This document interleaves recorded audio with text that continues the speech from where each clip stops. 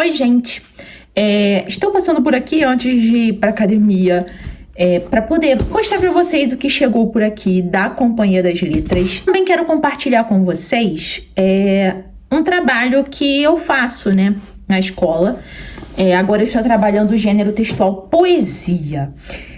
E a gente sabe, isso é a realidade da escola, da educação hoje, que a gente tem uma parcela de alunos interessados e uma parcela de alunos desinteressados. Ontem eu passei para o 6º ano o poema O Bicho, do Manuel Bandeira. E eu ia trabalhar ali a interpretação desse poema, né? A estrutura também, enfim, mas a interpretação era o que me interessava mais naquele momento. E um aluno, ele já é bem mais velho, porque a gente tem essa diferença de idades, tá? Dentro da sala de aula, principalmente na escola pública. A gente tem no 6º ano alunos de 11 anos, que é a idade correta, mas tem de 12, de 13, de 14, e alunos que vão completar 15 anos esse ano. Então, essa é uma diferença gigantesca. E um desses alunos mais velhos, ele é muito interessado. A história de vida dele é bem triste. Ele ficou afastado por um tempo da escola. E ele se destaca. Ele se destaca porque, como eu disse, ele é muito interessado. E ele sempre pergunta tudo. E eu adoro aluno que pergunta tudo sobre a matéria, né? Até coisas que a gente ainda vai aprender, mas coisas que envolvem língua portuguesa, ele sempre pergunta. E eu acho isso muito legal. E ontem, ao trabalhar esse poema O Bicho, do Manuel Bandeira, e aquele poema, vi ontem um bicho na imundície do pátio, catando comida entre os detritos. E no final das contas ele fala, o bicho, meu Deus, era um homem. Então é uma realidade que ele observa do ser humano, né? E esse aluno levantou o questionamento da desigualdade, mas ele começou a refletir, ele me chamou, né, para conversar sobre isso, ele começou a refletir de uma forma genial sobre a desigualdade social. E ele chegou a me perguntar se eu acredito que em algum lugar do mundo existe igualdade. Eu gostei muito desse levantamento que ele fez, eu levei essa pergunta para a turma. Foi uma discussão bem interessante, um debate bem interessante. Então, a partir de um poema, a gente teve uma aula totalmente expositiva, de discussão, de debate. Como a literatura tem poder de fazer a gente refletir, né? Então, só queria compartilhar isso com vocês, que um poema pode mudar uma aula, uma simples poesia pode mudar uma aula. Quero mostrar para vocês o livro incrível que chegou por aqui da Companhia das Letras. O Aventuras na Leitura faz parte do time de leitores da Companhia das Letras por mais um ano. E eles me mandaram um livro. Eu vi no e-mail, por isso que eu sei o que eles me mandaram. Um livro que eu já queria há muito tempo, mas eu não tinha comprado ainda. Eu não lembro agora se é porque não tinha uma edição recente, se só tinha em sebo.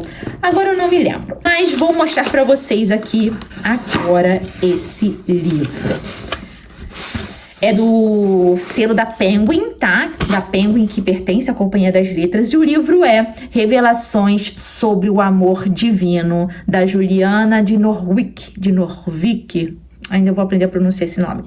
Mas esse livro aqui tem tudo a ver com o que eu gosto. Eu até falei no vídeo de tag, eu comentei sobre o livro Cartas Portuguesas, da Mariana Alcoforado. E esse livro aqui diz assim, ó: segunda maior cidade da Inglaterra do século XIV, o movimentado porto marítimo de Norwich, a mulher que conhecemos hoje como Juliana de Norwich, decidiu se fechar numa cela de uma igreja local e dela nunca mais sair, para se dedicar exclusivamente a Deus como anacoreta. Desse lugar de fala radical que o cristianismo possibilitou pela primeira vez no Ocidente para uma mulher, essa mística se tornou a primeira voz feminina da literatura inglesa. Olha só, gente. Então temos aqui a primeira obra de autoria feminina da literatura inglesa. Ao longo de 20 anos, Juliana meditou sobre a experiência que tivera durante uma doença da qual todos acharam que morreria. Viu e sofreu a paixão de Cristo na cruz. Os 2 relatos que escreveu das revelações sobre o amor divino mostram um sofisticado acerto de contas filosófico, teológico e existencial, com a experiência direta da presença de Deus que lhe fora dada. Eu estou muito animada com essa leitura e Obviamente, eu vou parar tudo que eu estou lendo, menos Ressurreição do Tolstói, porque é o livro do clube, eu tenho um cronograma para seguir, mas eu vou parar tudo que eu estou lendo para ler esse livro. Chegou no momento certo, é a hora que eu precisava de um livro desse estilo que eu gosto para me distrair. Para quem tá chegando aqui agora, eu gosto muito de livros sobre religiosas que escreviam, principalmente dos séculos passados. Então, esse livro aqui já estava na minha lista há um tempão. Quando eu recebi o e-mail que a gente ia receber esse livro, os parceiros iriam receber esse livro, gente, eu fiquei muito feliz. Então, será a minha leitura de cabeceira. Aqui tirei o plástico para vocês verem melhor, olha só. Gente, eu tô muito animada. E é um livro que não é grande, tá? Tem 300 e poucas páginas, mas tem vários trechos que ocupam, olha aqui, ó, a página inteira, ó. A página inteira, ó, boa parte da página, tá vendo a fonte maior? Então, tô muito animada com essa leitura.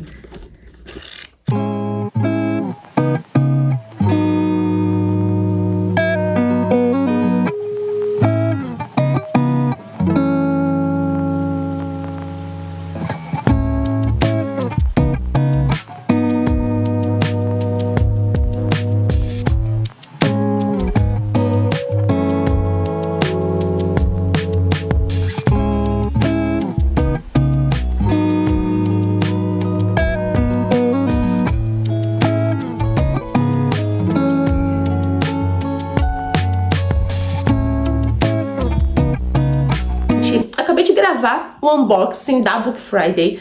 Ele vai ao ar nos próximos dias. Mas eu queria conversar com vocês um pouquinho sobre a minha nova rotina fitness. Antes de mais nada, como percebem na minha voz diferente, estou com a rinite atacada. Mas acho que dá pra me entender bem, mesmo com a minha voz meio fanhosa. Vamos lá. Gosto muito de conversar sobre novos hábitos com vocês. E no meu Instagram, sempre que eu posto algo na academia, o pessoal pergunta como que eu comecei essa minha nova rotina. Vamos começar do começo. Aos 22 anos, hoje eu tenho 30, aos 22 anos eu fui diagnosticada com hipertensão. Diagnosticada? Não sei se somos diagnosticados com hipertensão. Enfim, sou hipertensa desde os 22 anos. Porém, a minha hipertensão é uma hipertensão emocional. Eu tomo remédio, tá? Pra pressão alta, desde os 22 anos, desde muito jovem. Comecei nesse processo, né, com a minha vida aí mudando toda, a minha rotina com hipertensão, após o falecimento da minha mãe. E um ano depois, o meu pai foi diagnosticado com câncer. Enfim, um câncer que os médicos... que a única explicação que os médicos deram pelo surgimento seria a depressão após a perda da minha mãe também. Então foram anos aí de luta e de luto, né? E a minha saúde ficou negligenciada dessa forma porque abalou meu psicológico e surgiu a hipertensão.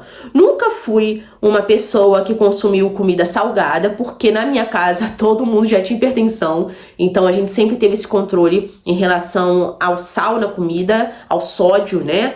Importante lembrar que a hipertensão não vem só por causa do excesso de sal, beleza? Enfim, muitas explicações sobre isso, mas não é a minha área. Então, eu venho nessa há muito tempo. Durante a pandemia, eu sentia também muita palpitação no coração. E eu sempre fiz acompanhamento com cardiologista. Às vezes, cardiologistas diferentes, por não encontrar a agenda da minha cardiologista aberta. Então, eu ia para outros. E somente esse ano, 2023, eu com 30 anos, eu passei por um cardiologista que fez até o eletro e o eco, né, no coração, que é tipo a ultra do coração. E ele falou pra mim que eu era muito jovem para ser hipertensa.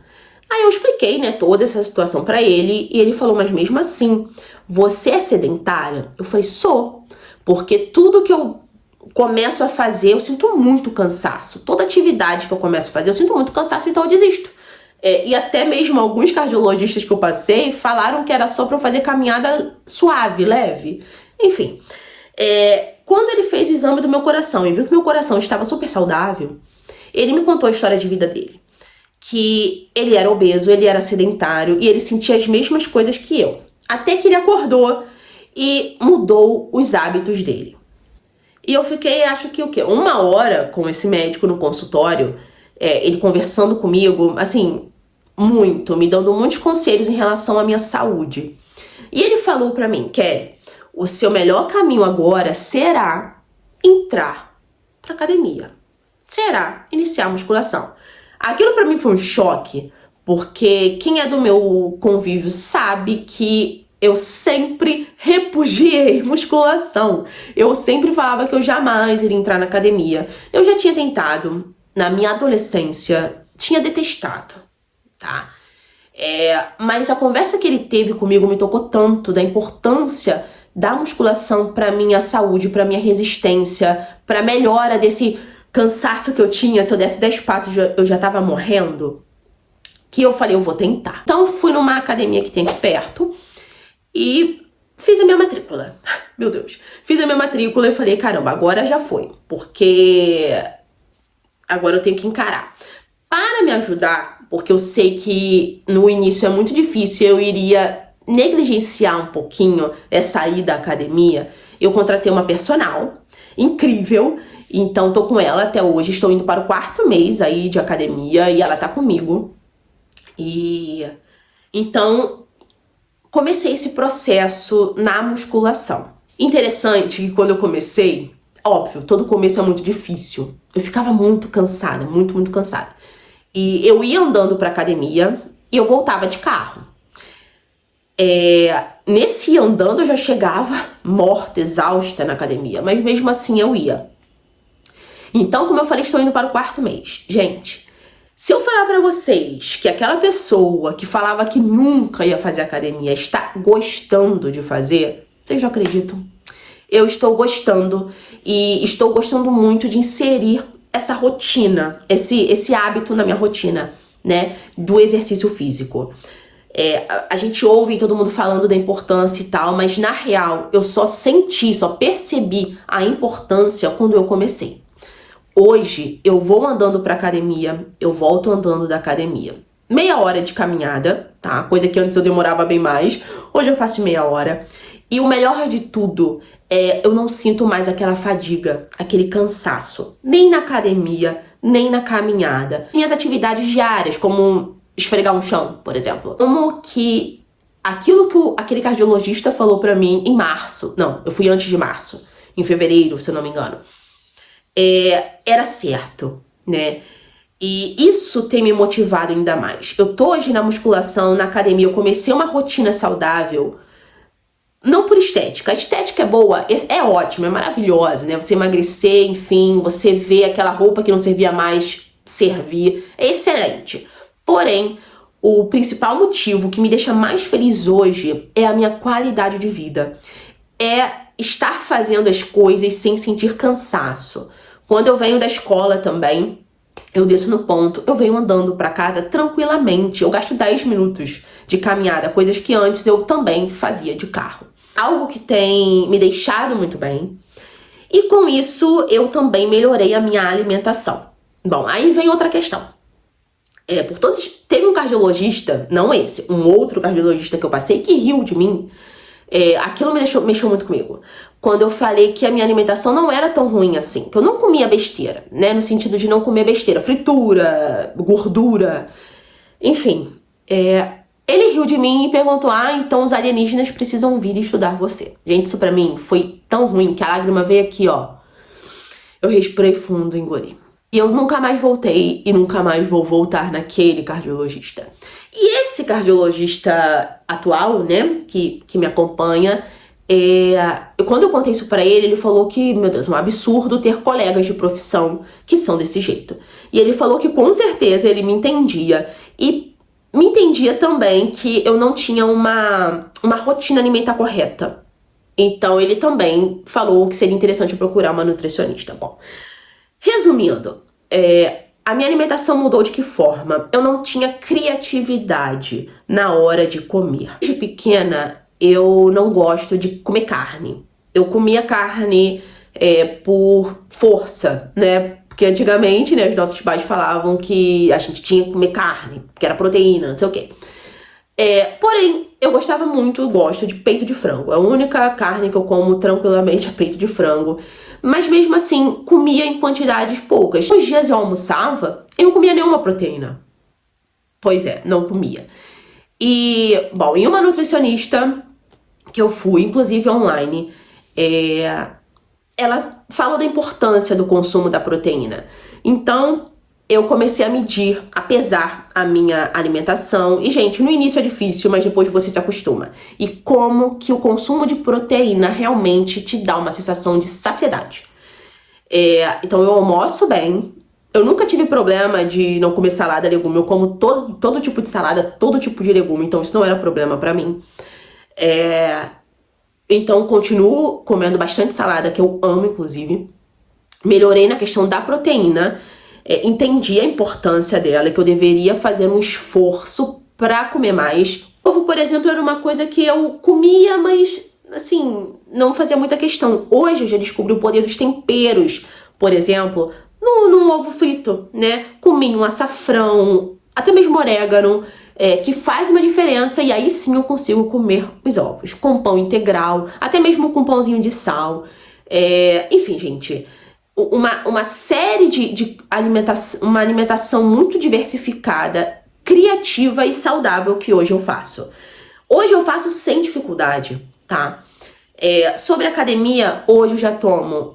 Isso não é obrigatório, tá? Mas eu quis tomar porque eu vi que era bacana, que seria útil pra mim. Eu tomo creatina, que inclusive não é só quem faz musculação e nem quem tá em processo de emagrecimento que pode tomar. E o whey protein, que eu descobri também que pode ser bem gostoso, né? Mas pode ser bem caro também. Que é tipo uma suplementação de proteína. Como eu disse, eu tinha muita dificuldade, então o whey ainda me ajuda aí a bater a meta diária de proteína. Bom, e como eu falei, gente, no início não foi fácil. Porém, hoje, a minha rotina já está habituada a isso. A essa nova alimentação, a essa nova rotina de academia e caminhada. Tem dias, óbvio, que eu não quero ir. Que eu fico muito cansada. Porém, eu sei que eu preciso. Porque eu sei que até eu chegar lá, eu vou estar desanimada. Mas quando eu começo a atividade, dá um gás, né? A gente sabe que libera aí um montão de coisa no nosso corpo. E eu fico bem. Fico ótima. A forma com que eu evoluí também na academia nesses meses é muito bacana. A quantidade de atividades, de exercícios que eu consigo fazer na academia hoje me anima muito por ver que no começo, nossa, era quase nada. E agora já é bastante, né? Pra mim, eu nunca imaginei fazendo. Então, inclusive, o exercício dessa semana que a minha personal faz, às vezes, algum, tipo, circuitozinho assim, que eu acho bacana. Bicicleta. Poxa, gente, eu pedalei muito, muito, muito, muito. Sem me sentir fadigada demais, sabe? A ponto de, tipo, dar 2 pedaladas e querer parar. Não, fui até o final. Isso é muito legal, isso pra mim é muito satisfatório. E eu já consegui, com acompanhamento, obviamente, do cardiologista, eu já consegui tirar um remédio de pressão dos 3 que eu tomo. Então agora eu só tomo 2 e a meta vou voltar em agosto, tirar todos. Eu pretendo, a minha meta principal hoje na minha saúde é não depender de remédio para controlar pressão. Então, é isso. A minha mudança da rotina é essa. É muito importante sermos organizados na nossa vida. Eu sempre falo isso pra vocês, no trabalho, enfim. Mas nesses últimos meses eu descobri a importância da organização na saúde, na alimentação. Então, eu tenho no meu tablet ali as minhas receitas também de um e-book que eu comprei da nutricionista. Tem o plano alimentar, tem o checklist do que eu fiz de saudável durante a semana. Se vocês quiserem, eu posso mostrar no próximo vlog pra vocês. É isso, gente. É difícil começar? Fica aqui a minha dica pra vocês. Comecem uma atividade física, comecem uma rotina saudável. Atividade física que seja uma caminhada, por exemplo, já é algo que você vai estar fazendo por você, movimentando o seu corpo. Então, por isso que eu posto algumas vezes no Instagram, né? Já movimentou o seu corpo hoje? Porque realmente é muito importante. Não só pro corpo, mas também pra mente.